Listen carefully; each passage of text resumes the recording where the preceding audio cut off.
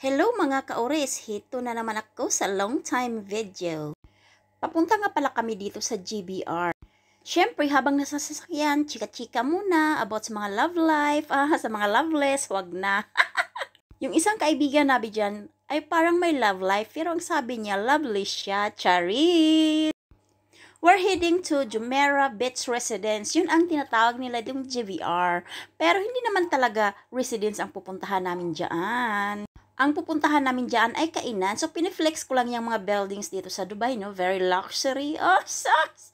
Asan ka pa luxury? Ayan na, nakarating na kami dyan sa Marina. Kasi sa Marina na lang kami nag-parking para naman lalakarin na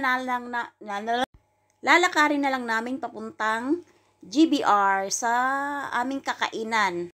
And of course, flex ang mga festlock. Ayan na kami. So, masaya din naman kapag lumalabas kayo ng mga kaibigan nyo paminsan-minsan. Pero kami ngayon, hindi na paminsan-minsan, lagi-lagi na. Of course, my freedom na. Freedom is real. Of course, nasa Dubai Marina pa kami niyan. Siyempre, ang view niyan is so much stunning dahil sa mga ilaw. Ito ay may mga barko-barko dito, kainan, pwede kang kumain sa loob ng barko. At saka free lang din dito ha, walang entrance. Free lang din dyan gumala-gala, mag-picture-picture. Ayan ang aking isang friend na si Lovely. Napaka-lovely niya, too sexy. You sexy.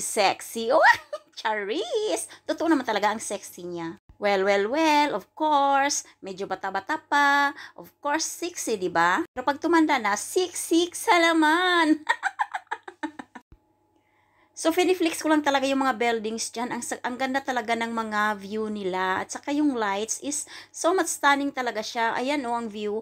Ang ganda talaga sa taas. Nasa taas kami ng niyan, ng tulay. So, kitang-kita yung mga view ng mga dyan, mga yacht. Yacht. Hindi yak ha. Yacht ha. Charis! Ayan na. Alam nyo, ang taas-taas ng nilakad namin dyan kasi papunta kami ng GBR is nagparking kami doon sa Marina. So, baka kasi walang kasing parking space dito sa GBR na banda. So, doon kami sa Marina nagparking. So, ayan na. At naglakad na kami dyan papunta sa aming pupuntahan. At yun ay ang aming kakainan.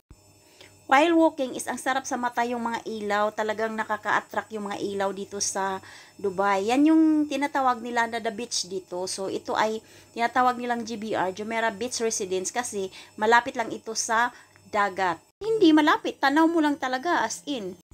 Uy, may as in pa daw.